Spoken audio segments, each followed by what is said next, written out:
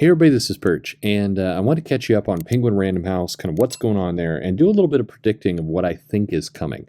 Now, before I get to it, I've got a couple emails lately from people who they're not getting my sarcasm, and I've lived with me for my entire life. It's weird how that works, and I think that what comes across as obviously sarcastic to me is just sounds kind of dry and deadpan to you. And I know that that's a little bit my sense of humor. I can do kind of very dry, deadpan stuff, and I owe my inspiration for that to my wife, who can insult you right to your face in such a deadpan way you'd never see it coming, and it's actually quite miraculous. I love her for it, except when she does it to me, and then it's not as fun.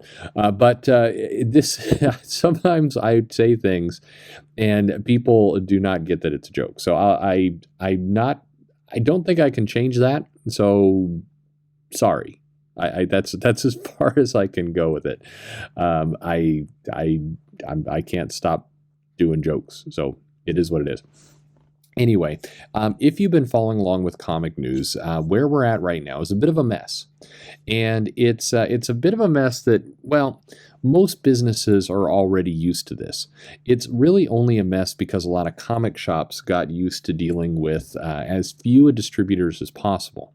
Now, this is some kind of backstage inside baseball type stuff, but if you're in comic retailer groups in Facebook, and there's several, you'll probably have come across this two sides to an argument, because everything has to have two sides. Why not boring topics like distribution? Some comic shops believe that more distributors, more sources of product, the better. Full disclosure, I'm one of those. I'm kind of the person who likes to have a plan, and then a backup plan, and a backup plan to the backup plan. I like to minimize my risk. Risk tolerance is something I focused on in some of my consulting work, and so, in the comic shop, I like to have multiple sources of distribution. I've never been terribly comfortable with Diamond and just ordering everything through Diamond. It's all the eggs in one basket. There's a bunch of analogies we could use here. Now, other retailers feel the opposite. They believe that dealing with multiple distributors is a pain, and it is. It's more work, and it is.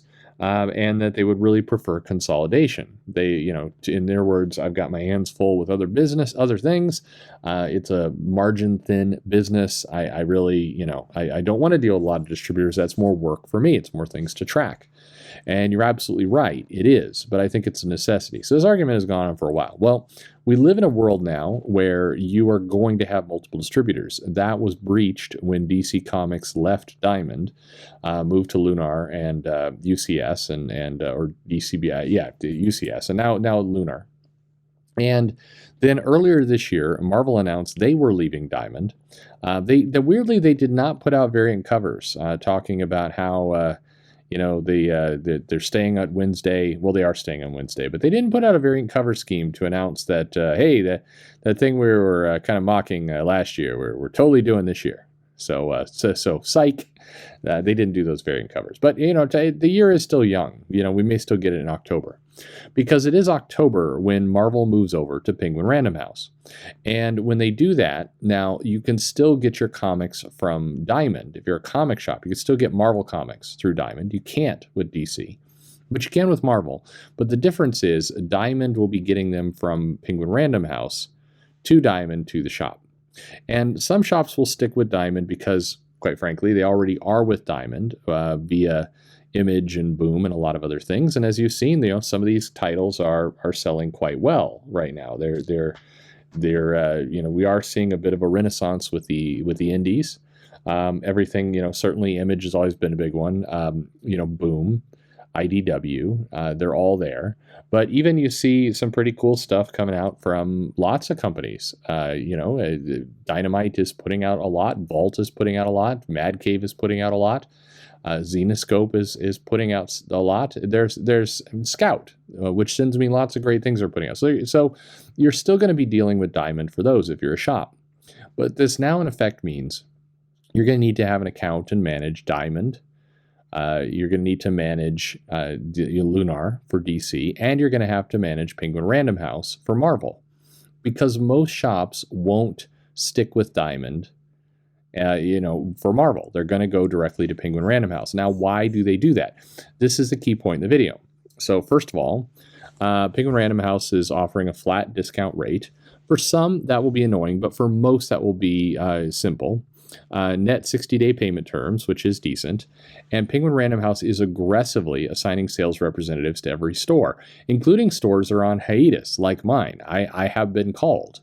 And that was surprising to me because I'm waiting to open up the store, but they are aggressively reaching out to shops. I've gotten more information and mail from Penguin Random House this year without an open shop than I did from Diamond in the last 5 years, which is somewhat striking. Diamond basically also, here's the big thing though, Penguin Random House is offering free shipping. Diamond charges you for shipping. Now, I strongly believe Diamond will move to free shipping because they're going to kind of have to, but that's where it sits. But now there's one other kind of big deal that I think is going to, anyone who's willing to put up with all that stuff is basically going to move now, and that's that Marvel Comics will only be offering retailer exclusive covers. And I've heard also reported that there will be some variant covers only offered. Not just retailer exclusive covers, but just other of their variant covers will only be offered direct through Penguin Random House. You will not be able to order them through Diamond. That's a big deal, particularly for Marvel, because as you've seen the sales numbers, videos, and everything else, a lot of Marvel's business right now, particularly with number ones and events and other things, are heavily spiked through variant covers. It's a company where variant covers are a key part of their revenue. In fact, I'm doing an analysis right now that kind of tries to outline what percentage of their revenue is coming from variant covers or indirectly a result of variant covers. Anecdotally, it feels like it's north of 10%. Now, you may say, that's a small number. That's a very big number, actually, for variant covers. It indicates how much of their business it goes there. And if you think, that's not a big deal. If you think about let's say it is just 10%, but it looks higher than that. Let's say you have $10, and then somebody comes around and just takes $1 away. Now you have $9. You're going to object. That's a sizable amount of money. And so if now suddenly that part of the business and what retailers will make off that part of the business goes away, it's going to blow up the whole system, or at least minimize. Now, to be clear, some variant covers are still available. The incentive programs are still available through Diamond if retailers are sticking there. And why would they stick there? Well, they're sticking there because they're sticking there anyway, because they're going to be ordering their, Image, Boom, etc. titles until those companies also sign with Penguin Random House, which I do believe is a foregone conclusion. But there has been a lot of retailer exclusive variant covers, and no doubt because Marvel is got a vested interest in trying to spike up this Penguin Random House arrangement from the very beginning. I have heard we're going to get a lot of relaunches at the end of the year and other kind of big pushes. They're going to have events popping in October to try and make this arrangement look as good as it can. So when they start throwing other variant covers in there as well, that's going to be a big deal. And we'll see. So this is kind of the latest in where it all comes from. If again, as a prediction, I think that all the larger publishers, Image, Boom, IDW, Dark Horse, they will make their way to Penguin Random House sooner rather than later. I think they will. I think Lunar as well will start trying to do some deal making with Penguin Random House as well. I do believe that if I fast forward about 2 to 3 years, I think everything's just, I think we'll consolidate under a new single source, much to my dismay, and that source will be Penguin Random House. I think that's where it's going. Now, you might ask, hey, what does this mean for Diamond? Diamond's going to have to find a different niche for itself. I do think Diamond shrinks. I think Diamond specializes in the things outside of floppies, and I think there's still a world for them, but it's a different world. Some people have suggested, hey, Diamond could get into back issues. They could. It's just I think they're going to need a different skill set and mentality inside the company to do that. I think specializing in a today volume business, back issues is much different, and so does enough of that core competency. There are some very good people at Diamond, by the way. I've had an individual on my channel before, very good guy, knows his comics, cares about the company and the customer. There's plenty of good people there, but I don't know if the DNA of the company is right to pivot to back issues, and that'd be kind of an odd thing. So it'll be an interesting time. The thing to watch for you out there as a comic shop, customer, somebody who's reading the comics, what does Marvel look like October, November, December? How much do they pull out the stops? What kind of desperation does it look like to get a really big number out the gate with Penguin Random House? And then keep a very close eye on the bigger indies. What is Boom, Image, what do they start doing? Image is very loyal to Diamond, but that's where you want to see the second tip. And I do believe that we will see more movement before October hits. I think some other companies are going to, decide that's probably where their fortunes sit.